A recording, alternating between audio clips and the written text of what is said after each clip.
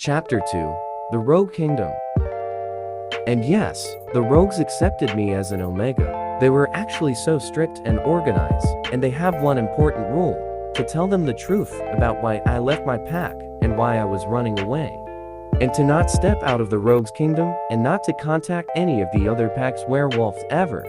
And I really lived happily with my own daughter Helena, working hard and live with a small nice house. We became best friend, and I didn't fall in love in any other woman. I just lived for my daughter and watching her growing in front of my eyes. She was innocent and pure and gorgeous, and for her bad luck, she was Omega like me. But she was like a real angel, and she hated rogues so much. She hated blood, she hated wars and killers. Her human part as controlling her attitude, maybe better than human. I was so happy to tell her finally and confess to her that I killed her mother.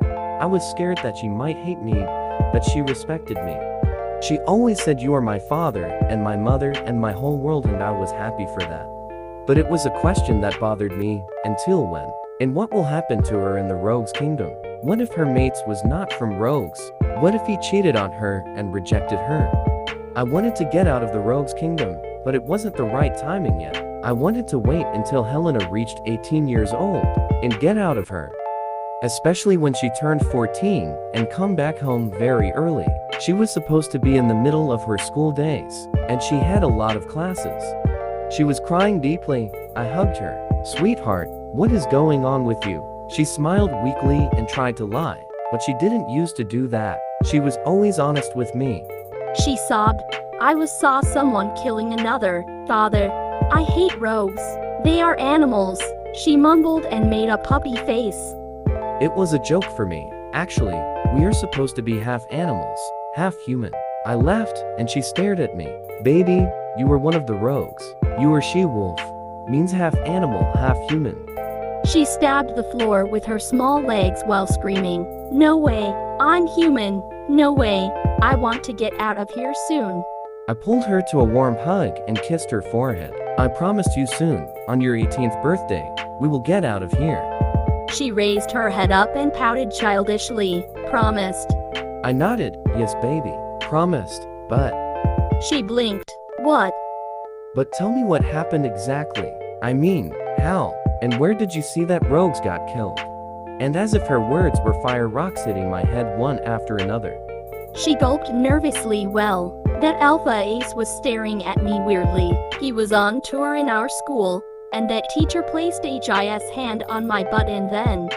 She was talking slowly as if she was trying to think about why that happened. I flickered. "You mean, our King Ace killed the teacher because the teacher is trying to touch your body?" She nodded and swayed her head, trying to process that in her mind. But she didn't get it. But I get it immediately. It means Alpha Ace is Helena's mate, and he figured that out early. But I didn't want to freak her out and tell her, so I just tried to tell her. "Helena, he saved you. He is not a bad alpha. If you have told me that the teacher is touching your body, I would go and kill him." "Father, promised me that you will never stain your hands with blood ever, please," she pleaded to me with a firm tone. And yes, I couldn't let her down. I kissed her cheeks. "I promised you by my life and your life that I will never kill anyone, even if they tried to kill me." Yes, and I kept my words to her. Since that incident, when Alpha Ace killed that teacher, I tried to convince myself that I will be okay and tried to forget about that murdering scene. I was only 14 years old, for God's sake. The blood scene was horrible. I kept going to the school daily and helping my father in farming in our small land at night. Our life was going good. I can't deny that I hated school, but not because I hated studying or something, but because of the bullying. Yes, all the students always kept bullying me. Most of the rogues already were Omega, but I was the weakest Omega. Why? Because they were born with the werewolf's parents, but my father was transferred before getting married with my mother. So according to the wolves, I was a weak hybrid Omega that will never be able to shift. And actually I didn't care about that. I always loved my human shape, and I hoped that someday I will be able to live with humans. I was pressing on myself and ignoring all the bullying, until that day. It was already my 16th birthday. and I was so happy. I wanted to go back early to my father and celebrate with him. But my classmates had another opinion. At our lunch break and in the middle of the day, I was sitting alone on my table, and I wasn't nerd or ugly. And I was actually so beautiful, and that was my curse. They kept bullying me because of that. They wanted a piece of me and I ignore all of them. God it. Even the teacher wanted me. I hate rogues. The most popular guy at our school, and he was senior actually. He was the prince of the royal family, so he was an alpha. He was arrogant and egoistic and freaking annoying. He suddenly slammed his butt to my table, and then said from the tip of his nose, "Listen to me. I want to give you a birthday gift." I blinked surprised, innocently. Really? He nodded and smiled devilishly, then pulled my head in a second and strolled my lips with his nasty mouth. I pushed him away and slapped his face. Are you insane? He raised his brow and yelled at me. "You are effing insane, Helena. Why is to reject my gift?" I shook my head with disbelief. What is your gift, for God's sake? He wrapped his arms around my waist and pulled me to his chest, then whispered to my ears, "I will effect you. This is my gift for you, to let you join in my bed and taste my dick." I bit his cheek to force him to get off me. You poo son of a bitch. Don't ever close from me or I will.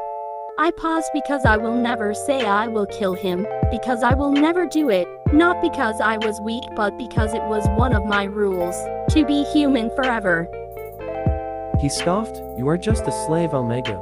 You will never be more than that. You're a F-sking hybrid, Omega." I dashed off the school that day, crying heavily until I reached the house. My father asked me to tell him what happened, but I just insisted that I will not going back to school ever again and just work with my father to our farm. But I heard that the one who bullied me didn't go either since then. I heard rumors about King Ace locked him in the dark room, and others said King Ace killed him, and others said that King Ace sent him to the dungeons. But I have never known the truth, and I didn't care. I was just waiting for that day when I will turn 18. I waited eagerly and dreamed that day. I have even planned with my father where we should go and what we will work, and saved some gold coins for that day. But I guess Faith had another opinion. Thanks for watching and reading. The other chapter of this novel is at the description. Next chapter will be uploaded next week. Please like and subscribe for more incoming novel videos. Thank you.